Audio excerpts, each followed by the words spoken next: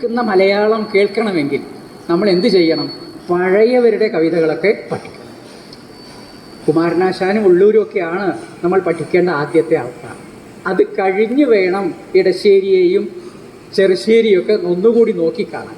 അപ്പോഴാണ് നമ്മൾ പഠിച്ചത് ശരിയായില്ല എന്ന് നമുക്ക് തോന്നുന്നത് എന്നാണ്. എന്തായാലും എഴുത്തച്ഛൻ ഭാഷയ്ക്ക് നല്ല ഒരു മാനം നൽകി എന്ന് ആമുഖമായി പറഞ്ഞുകൊണ്ട് ഇനി പറയാനുള്ള കാര്യങ്ങളിലേക്ക് ഞാൻ പറയാം. തുഞ്ചൻ പറമ്പിനെ കുറിച്ച് പറഞ്ഞ ആദ്യത്തെ വരി ഇതാകുന്നു: ഇതാ കിഴക്കേ കരമേൽ പറമ്പൊന്ന് ഒരാലയത്തിൻ തറയൊത്തു കാൺമൂ, മറ്റെന്തിതിന്നേർക്ക് നമസ്കരിക്ക സാഷ്ടാംഗമായി നീ മലയാള ഭാഷേ. ആ പറമ്പിന് നോക്കി നമസ്കരിക്കുകയാണ് അല്ലയോ മലയാള ഭാഷയെ നിനക്ക് കരണീയമായിട്ടുള്ളത്. മലയാള ഭാഷയ്ക്ക് അഭിമാനാർഹമായ ഒരു സ്ഥാനവും ഒരു പദവിയും ഒരവസ്ഥയും കൈവന്നതിൽ തുഞ്ചത്ത് എഴുത്തച്ഛനുള്ള സ്ഥാനമാണ് അദ്ദേഹം രജിസ്റ്റർ ചെയ്യുന്നത്, വള്ളത്തോൾ രജിസ്റ്റർ ചെയ്യുന്നത്. നോക്കും പുതുമലയാൺമ തന്മഹേശ്വരൻ വാണരുളിയ പുണ്യക്ഷേത്രമേ നമസ്കാരം. ചേണൊക്കും പുതുമലയാൺമ തന്മഹേശ്വരൻ വാണരുളിയ പുണ്യക്ഷേത്രമേ നമസ്കാരം എന്നും ഈ ഭാഷയെക്കുറിച്ചും ഭാഷാപിതാവിനെക്കുറിച്ചും വള്ളത്തോൾ സ്മരിക്കുന്നുണ്ട്. ആരായാലും ശരി, നമ്മൾ ഉപയോഗിക്കുന്ന ഭാഷ എന്തായിരിക്കണം? അത് തെറ്റുകൂടാത്ത ഭാഷയായിരിക്കണം. കേൾക്കുന്നില്ല? നമ്മൾ ഉപയോഗിക്കുന്ന ഭാഷ ശുദ്ധമായതാവണം, തെറ്റുകൂടാത്തതാവണം എന്ന് വളരെ നിഷ്കർഷയുള്ള ആളാണ് വാസ്തവത്തിൽ എഴുത്തച്ഛൻ. എഴുത്തച്ഛൻ മാത്രമല്ല, വാൽമീകിയും അങ്ങനെയുള്ള ആളാണ്. വാൽമീകിയും ഇത് പലപ്പോഴും പറഞ്ഞിട്ടുണ്ട്. അദ്ദേഹം ആരെക്കുറിച്ചാണ് പറഞ്ഞതെന്നറിയോ? ആദ്യമായിട്ട് ഭാഷ സുന്ദരമാണ് ഇദ്ദേഹത്തിൻ്റെ എന്ന് പറയാൻ അദ്ദേഹം ഉപയോഗിച്ച ആള് ഹനുമാനെ നോക്കിയിട്ടാണ്. ഹനുമാനെ നോക്കിയിട്ട് ശ്രീരാമൻ പറയുന്ന വരിയുണ്ട്. അതെന്താണെന്ന് വെച്ചിട്ടുണ്ടോ? നൂനം വ്യാകരണം കൃഷ്ണം അനേന ബഹുധാശ്രുതം.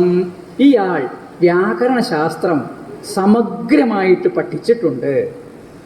ബഹുവ്യാഹരതാനേന ന കിഞ്ചിതപഭാഷിതം. ധാരാളം സംസാരിക്കുന്ന ഇവൻ ഒരു തെറ്റും പറഞ്ഞിട്ടില്ല. ധാരാളം സംസാരിക്കുന്ന ഈ കപിശ്രേഷ്ഠൻ ഒരു തെറ്റും ഉച്ചരിച്ചിട്ടില്ല. നമ്മളൊക്കെ വർത്തമാനം പറയുമ്പോൾ ഉണ്ടാവുന്ന കുഴപ്പം എന്താ? എത്ര തെറ്റുകളാണ് വരുന്നതെന്നറിയോ? മലയാളമാണ് നമ്മൾ പറയുന്നത് എങ്കിലും തെറ്റുകൾ ധാരാളം വരും. അതിലെന്തുണ്ടാവില്ല പലപ്പോഴും. ആഖ്യാതം ഏതാണ്, തിങ്ങന്തം ഏതാണ്, നാമം ഏതാണ്, നാമവിശേഷണം എന്താണ്, ലിംഗം എന്നാണ്, ഇതൊന്നും അറിയാതെ നമ്മളങ്ങ് പറഞ്ഞു പോകും. അത് ഏതുപോലെയാണെന്ന് വെച്ചാൽ വെള്ളത്തിൽ എഴുത്ത് പോലെയാണ്. പറഞ്ഞാൽ കഴിഞ്ഞു, ഇവരൊക്കെ ഒന്നുമില്ലല്ലോ, അതുകൊണ്ട് കുഴപ്പമില്ല. മഹാകവികൾക്ക് അത് സാധിക്കില്ല. അവരെഴുതുമ്പോൾ ഈ തെറ്റുകളൊന്നും ഉണ്ടാവാൻ പാടില്ല, നിഷ്കർഷിച്ച് എഴുതും എന്നർത്ഥം. പിണം ലക്ഷ്മണ നിശേഷ ശബ്ദാനുശാസ്ത്രം അനേന ശ്രുതം. മുഴുവനായിട്ട് ശബ്ദശാസ്ത്രം പഠിച്ച ആളാണ് ഇയാൾ. ഇല്ലൊരപശബ്ദമെങ്ങുമേ വാക്കിങ്കൽ. വാക്കിൽ ഒരിക്കലും ഒരപശബ്ദവും അദ്ദേഹം പറഞ്ഞിട്ടില്ല. നല്ല വൈയാകരണൻ വടു നിർണയം.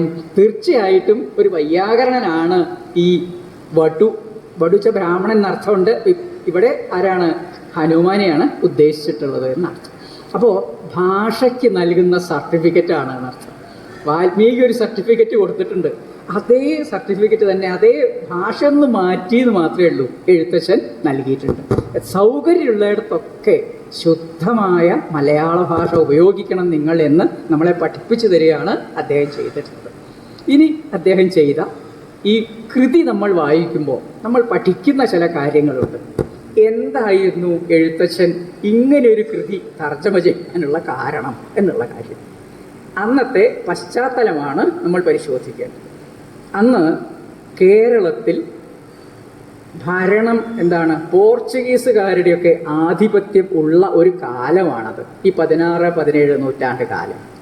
അങ്ങനെ ധാരാളം നാട്ടുരാജ്യങ്ങൾ ഇവിടെ ഉണ്ടായിരുന്നു. ഈ നാട്ടുരാജ്യങ്ങൾ തന്നെ തമ്മിൽ പരസ്പരം കലഹിക്കുക എന്നുള്ളൊരു സ്വഭാവം ആദ്യത്തേത്.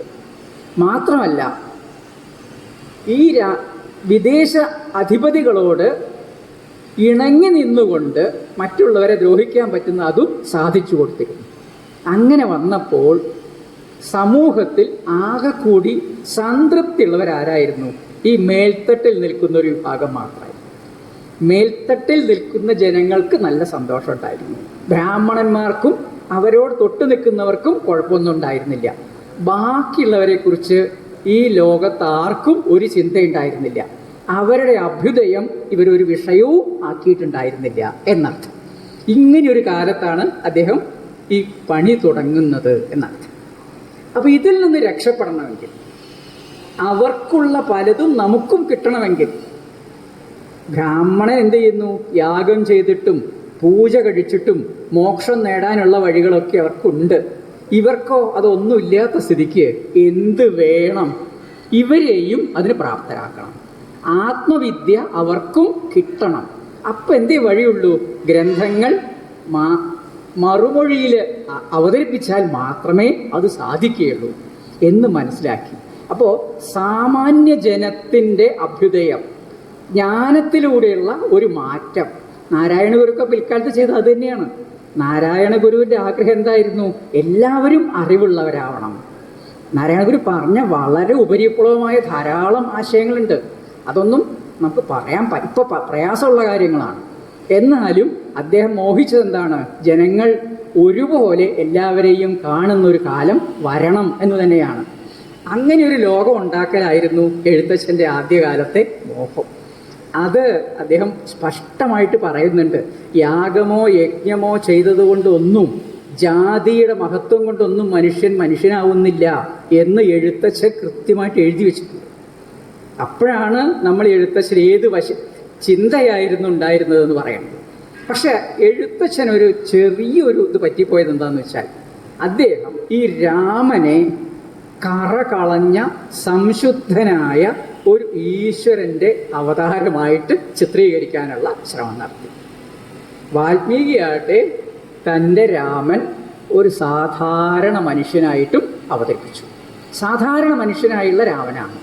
അങ്ങനെയുള്ള രാമനാകുമ്പോൾ എന്തു വരും? അദ്ദേഹം പൂർണ്ണനാണ് എന്ന് നമുക്ക് പറയാൻ സാധിക്കില്ല. പൂർണ്ണനല്ലാത്തത് കൊണ്ട് അദ്ദേഹത്തിന് ചെറിയ തെറ്റുകളൊക്കെ പറ്റും, സ്വാഭാവികമാണ്. അങ്ങനെ തെറ്റുകൾ പറ്റുമ്പോഴാണ് അത് തിരുത്താനുള്ള ശ്രമം ഉണ്ടാവുന്നത്. തിരുത്തുന്നതോടുകൂടി മനുഷ്യൻ ഒന്നുകൂടി പരിഷ്കൃതനാവും.